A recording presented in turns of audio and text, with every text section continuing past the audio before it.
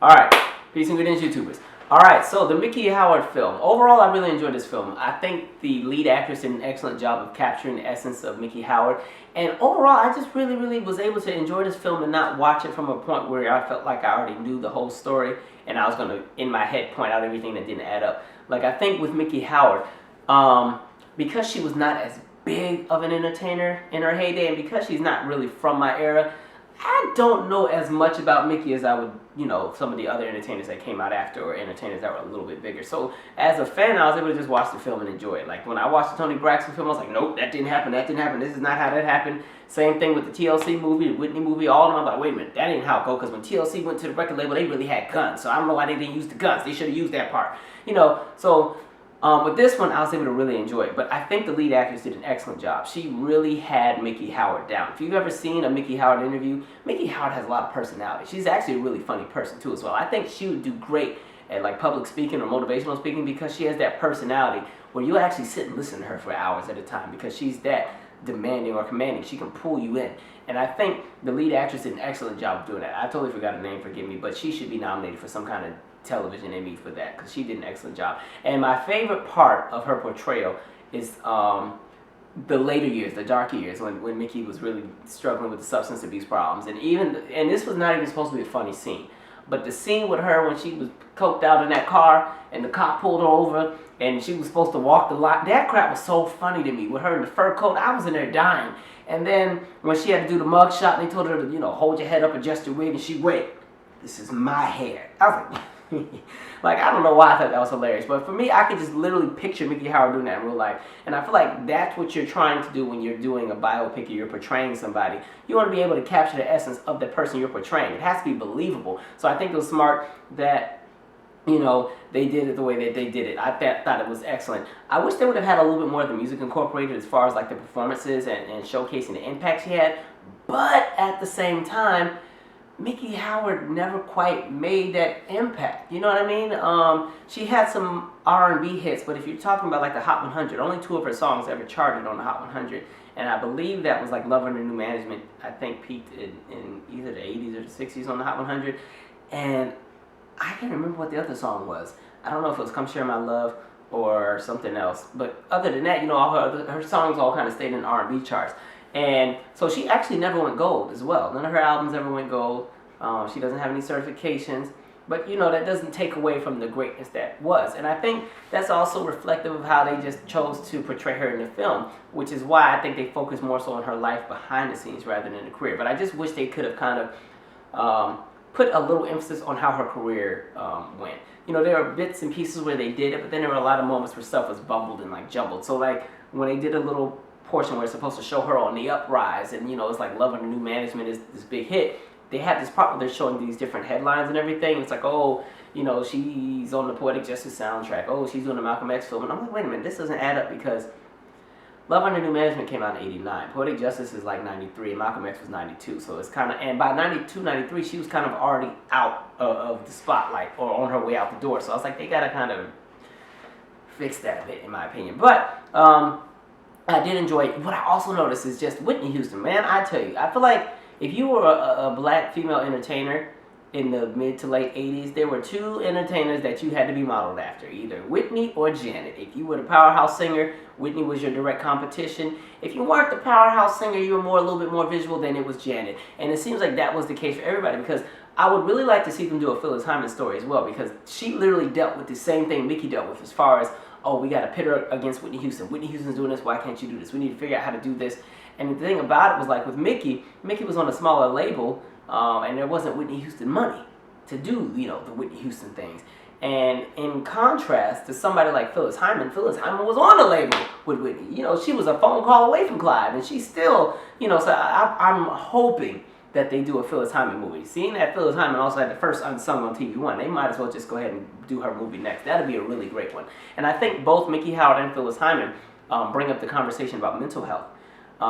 Because both of them seem to have dealt with a lot, especially Miki. Miki had a very hard childhood, and even her career was, lots of ups and downs emotionally and mentally. And the film did a great job of capturing and just showing all the different things that she had to deal with, from bouncing back and forth to all these different relationships and relationship with the kids that, you know, was kind of up and down because she's touring and the kids are by themselves. And, you know, by the time you finally come around to raise your kids, you know, at this point your career's falling off, but you're a drug addict and your kids are older, so you just can't shelter them from everything because they know what's going on. They know what's in the magazine headlines. They, you know, they see the news. They know what's going on when mom is waking up at 5 o'clock in the evening talking about she fixed breakfast.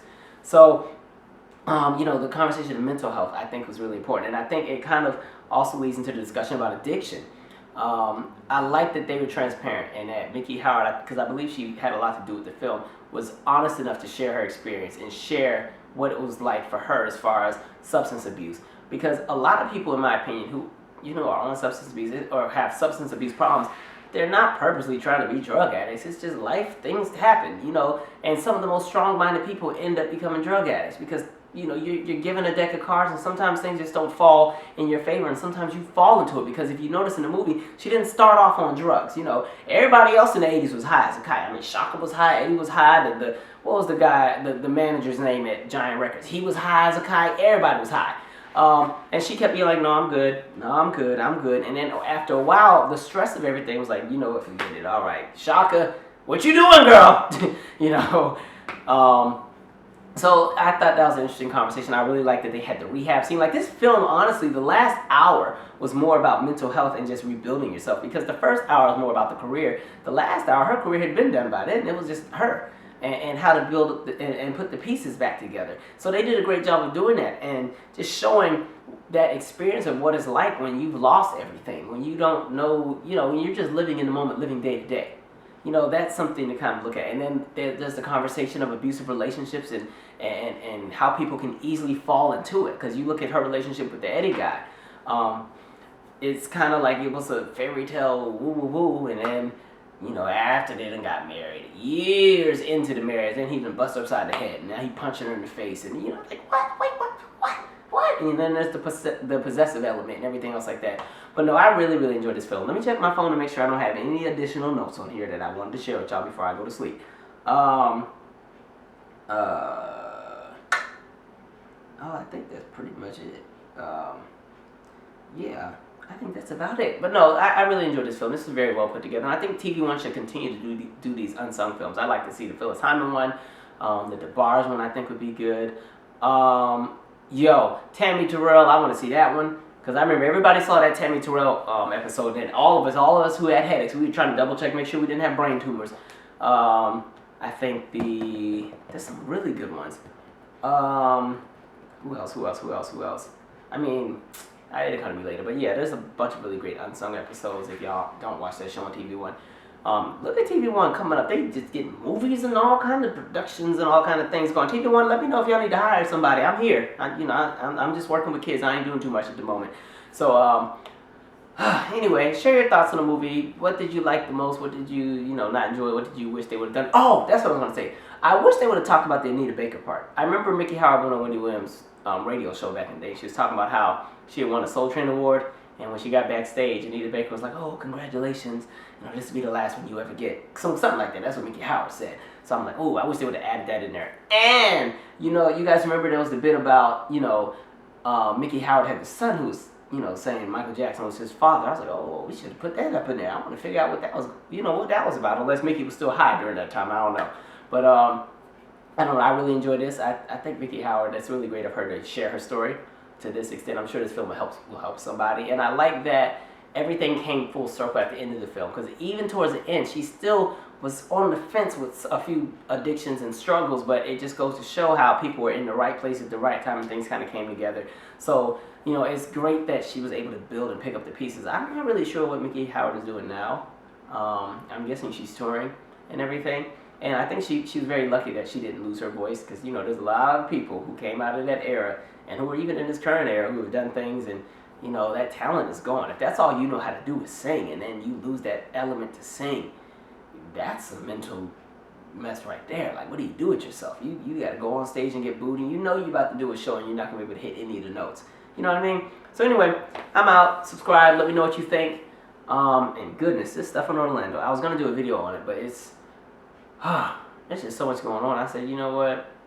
I don't know. That'll be another conversation. But anyway, let me know what you thought about the film.